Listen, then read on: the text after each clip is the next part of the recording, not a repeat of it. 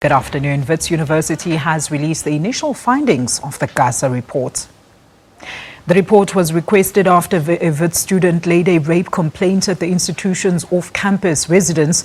Now, it's understood that the complainant did not open a case with the police and is left to her home country. The university, however, will not release the report until all parties have responded to the allegations. However, the investigation into the rape complaint continues as part of a separate process and will be managed as per recommendations of that report. Well, joining us now on the line is Wits Vice-Chancellor, Mr. Adam Habib. Professor, a very good afternoon to you. Thank you so much for joining us. And thank you for having me. Professor, take us through the findings of this report by Gasa. Well, I must say, firstly, we want to thank Gasa. She did a fantastic job. It's a very good report, and she did it in 72 hours. So that's an incredible job that she's done. The substantive findings are as follows. She says that there has been, she commended a number of officials who displayed a sense of professionalism in their engagement with the rape complainant. She did say, however, that other officials did not show the kinds of empathy and care and failed to provide a safe space for complainants of gender-based harm. She said that there were gaps in our procedures that were clearly emerged in the stressful case, and that she made a series of recommendations on how to address those processes. She did recommend sanctioning of some officials, investigation and sanctioning of some officials who did not abide by the university processes and were not sufficiently supportive of this case.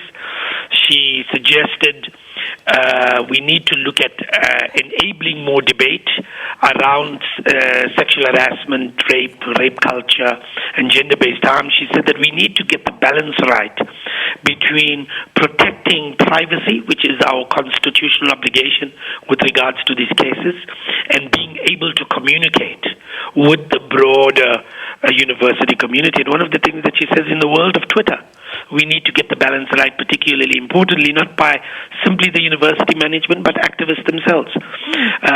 She looked and made some managerial recommendations around how we should manage the residents much more closely, and she's made some recommendations in that regard. All of these things have been done.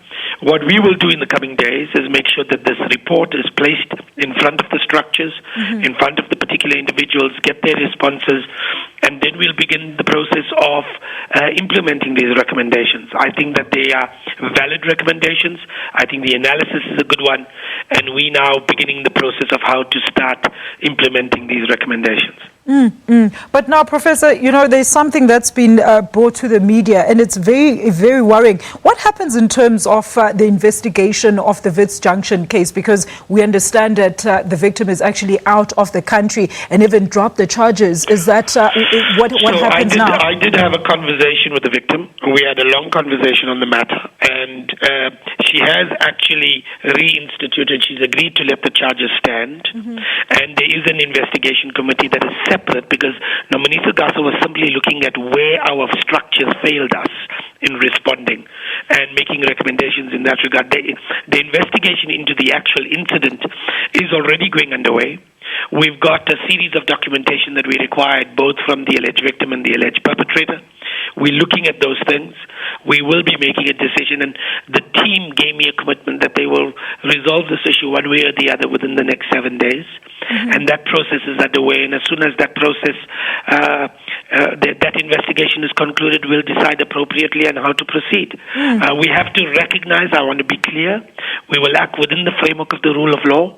Yes. We have obligations to all sides, and we will make sure that we are respectful of those obligations. A very quick one, Professor, while we're still on that, and I need you to clarify this for our viewers, because a lot of people are saying that the victim is said to have wanted to commit suicide because the perpetrator was actually still staying on campus. Is this part of the recommendations, and is this something that you're going to look closely into? Actually, the recommendation said that was inappropriate. It was very clear on that. It said it was inappropriate, and when it was looking at why our processes did not see to this day, what it said is, how come our processes, which are quite clear on this subject, how come our processes did not come into effect, and what went wrong in our processes. And that's the question it was asking, and that's one of the gaps that we have to fix. It's made concrete recommendations in this regard, and that we will look at implementing those recommendations as soon as we can. Professor, thank you so much for that update. That is the Vice-Chancellor, Adam Habib, the Wits Vice-Chancellor, on the rape report by Nomboniso Gasa.